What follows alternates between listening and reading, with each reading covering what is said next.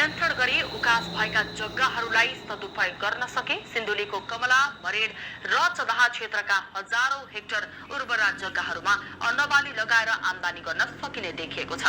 विगत लामो समयदेखि नदी कटानबाट बगरमा परिणत हुँदै आएका जग्गाहरूको संरक्षण गरी पुनः उपयोगमा ल्याउन सरकारी निकायहरूले तटबन्ध निर्माण, वृक्ष नियन्त्रण जस्ता प्रभावकारी उपायहरू अपनाए स्थानीयको जीवन स्तरमै परिवर्तन आउने देखिन्छ। दैवी विपत्तिका समस्याहरू देशका प्रमुख समस्याहरू हुन्। सिन्धुली जिल्लाको मरिन, कमला, चौदा लगायतका यहाँका स्थानीय नदी खोलाहरूले ठूलो मात्रामा यहाँको खेतीयोग्य उर्वरा जमिनहरूलाई विगत 100औं वर्षदेखि नदी कटान गर्दै आएको छ।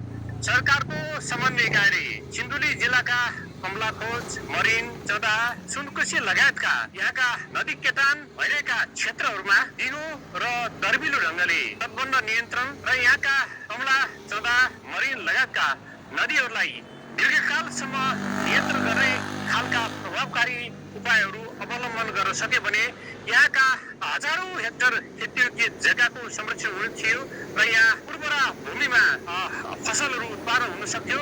तर पछिल्लो समयमा सरकारका सम्बन्धित निकायहरूबाट भइरहेका कामहरूले यहाँका नदी कटानका समस्यालाई समाधान गर्नको निम्ति त्यति प्रभावकारी कदम चाहिँ अहिले भएको छैन र यसको निम्ति राज्यको सम्बन्धित निकायले हरेक वर्ष सिन्धुली जिल्लाका यी प्रमुख नदीहरूको समस्यालाई ख्याल गर्दै नदी कटान नियन्त्रण गर्नको निम्ति कमला, चौदा र मरिन नदीका दुवै किनारहरूमा तटबन्ध नियन्त्रण जस्ता कार्यहरूलाई अगाडि बढाउन सकियो भने यहाँका किसानहरूको हजारौं हेक्टर उर्वरा खेतीयोग्य जग्गालाई संरक्षण गर्न सकिने थियो।